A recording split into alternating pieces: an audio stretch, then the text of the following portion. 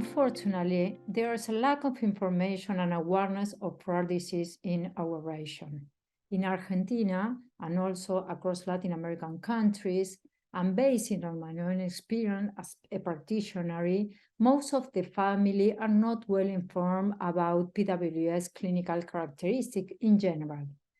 Neither are aware of hyperphagia in child with PWS. At Fundación Spine, we offer this educational content and address to the topic to hyperphagia and behavior issues with parents and caregivers.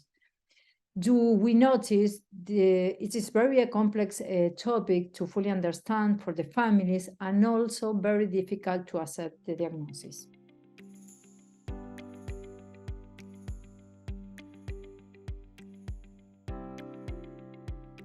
This challenging issue to address if you are not a familiar or training or have any experience in PWS. In my opinion and experience, if you want to achieve a normal weight and success in behavior management, you need to implement extremely restricted food control.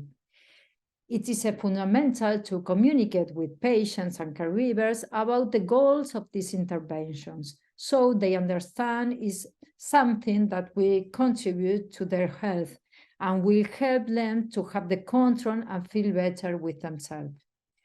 If you work with a person with prader-willi syndromes and their families and explain the reason why food security is so important, both understand and eventually they will ask for themselves to put lock in the kitchen. This process is crucial to work with both the person with prader-willi and their families in accepting the person's needs, give support in understanding their illness. Most of the people with prader-willi come to Fundación Spine are severely obese. At this point, that their life is at risk. The only way to save them is with restriction, food security, work anticipations, limits, structure in their routines, hypocaloric diets, walk, and support from others. Within a year of following this structure, health is improved and we no longer consider their life at risk. I know it may sound like stricter measures for some people, but they are not. These are essential health interventions prescribed by a healthcare professional team.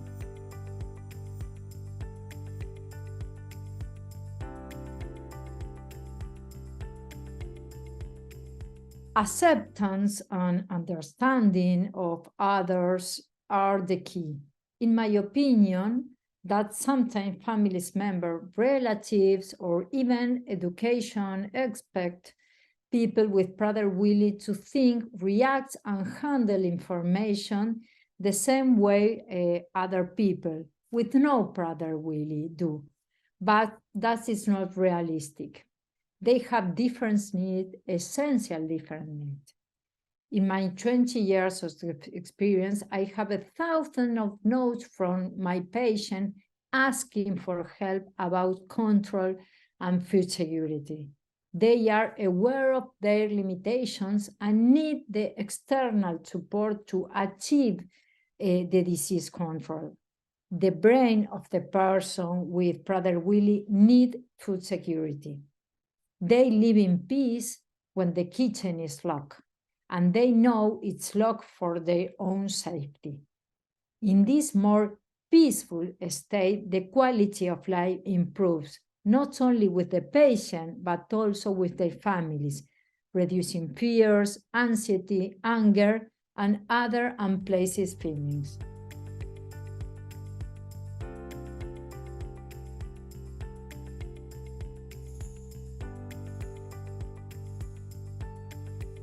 "20 years ago, I first heard Janice Forrester saying there is an appeal for PWS.